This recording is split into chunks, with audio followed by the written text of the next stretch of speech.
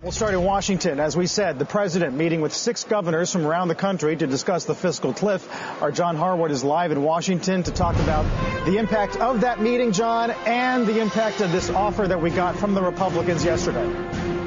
Carl, we haven't heard from the president or the governors yet in this meeting, but we did just get some remarks that Gene Sperling, the head of the National Economic Council, delivered, in which he responds to Boehner's letter, calls the Boehner offer disappointing, and says that an acceptance by Republicans that rates have to go up is the key to unlocking a deficit reduction agreement. Now, that's consistent with everything that's happened at the White House since the election. They're essentially trying to break down Republican resistance to raising top rates, which is very popular with the American people.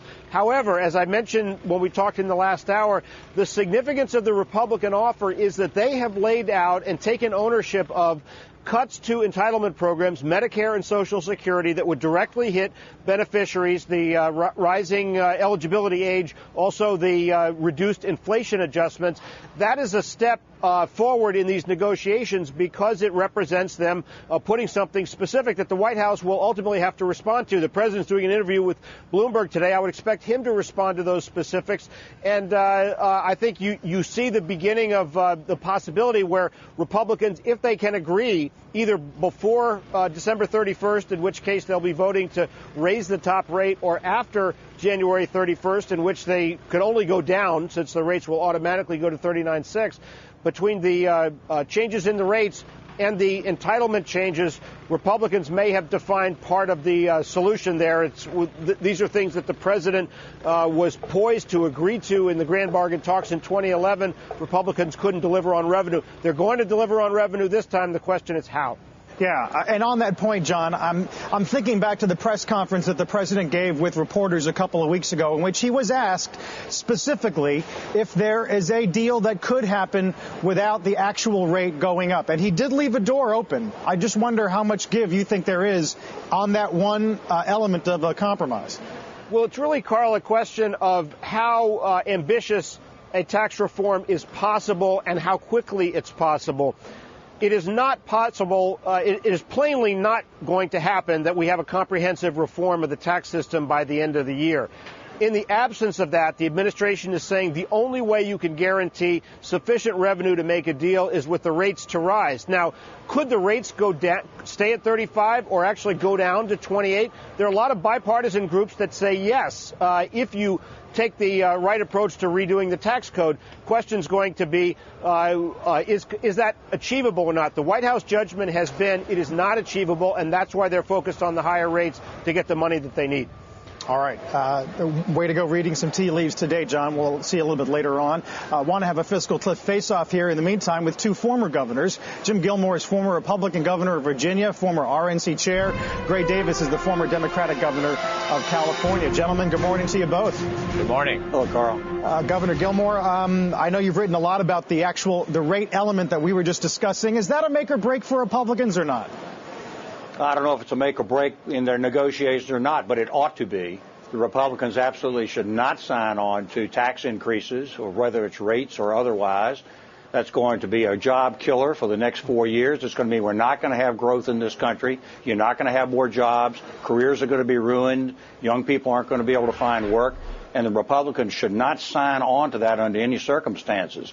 There is, however, an approach that should be taken, and that is this country ought to enact a growth plan right now, something that will actually spur growth in this country, get investment going, and frankly, raising rates on people is not going to do that. It's going to discourage investment. It's going to discourage jobs, and that's something that we just can't do as a country. Yeah, Governor Davis, I mean, we've heard from some business leaders who say, I live in California, my state taxes are already going up. By raising federal rates, you're just piling on. Well, that's true, but this election was about one thing, Carl, which was, are those people doing well off in life, and since I left office, I'm happy to be in that category, are willing to pay a little more, to rein in fiscal spending, to put our fiscal house in order, and, yes, to create growth. So the election was to get away from trust me economics, meaning we'll work it out later and we're not going to tell you how, to doing something concrete before we go off the cliff. Because when we go off the cliff, every American's taxes go up, unemployment goes up, and unemployment insurance goes away. So bad things happen to every American. At the very least, we should take care of the middle class, people making less than $250,000, make sure their taxes stay down. Governor Gilmore, this meeting today with the governors, meeting with Markell and Beebe and Walker, how much sway do they have in the room? I mean, they've obviously got a lot at stake, knowing how much of their revenues come from federal grants. But, I mean, what can they really say that's going to move either side at the table? Well, if I were governor, we're meeting with the president today, I would say stop holding the middle class and the working people of the United States hostage to a tax increase program. And I disagree with my friend Gray Davis. I think that if you put taxes into this plan at all, you're going to reduce the economy, and that's going to be bad for the middle class. It's going to be bad for small business. It's going to be bad for working people. So you're talking rates and revenue, right? Well, yeah. No. If you put together a growth program that actually grows the economy, revenue comes up automatically, and that's what you have to do. If, on the other hand, you extract more money by tax increases in this plan through some sort of fake compromise right now, you're going to decrease growth in the economy. The policy for this nation must be to enact a plan to increase growth in this country. And right now, that's not what the White House is proposing.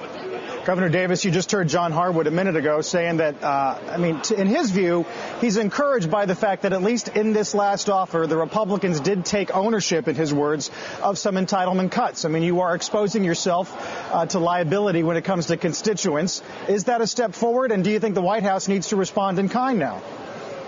Well, I would say it's a very modest step forward. But I think President Obama has the high ground.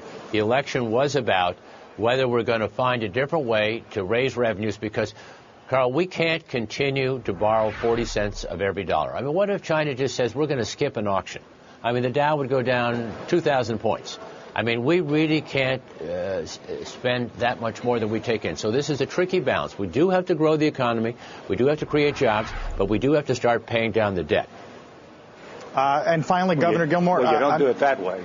Talking about the middle ground here, Erskine Bowles was asked whether or not he still endorsed this blueprint that the Speaker put together last night. He says circumstances have changed. It's up to the negotiators to figure out where the middle ground is today, suggesting that the election did move that somewhat. Would you agree with that? The public has been set up for an Erskine Bowles type compromise from the very beginning. And Erskine Bowles Simpson increases taxes, so it won't work. You've got to do something right now to actually put together an enactment of a plan to grow the economy. And there are ways to do that. We at Free Congress Foundation have come up with a plan to do that. That's going to be a reasonable tax reform that spurs investment, spurs growth, and gets the middle class and working people employed again.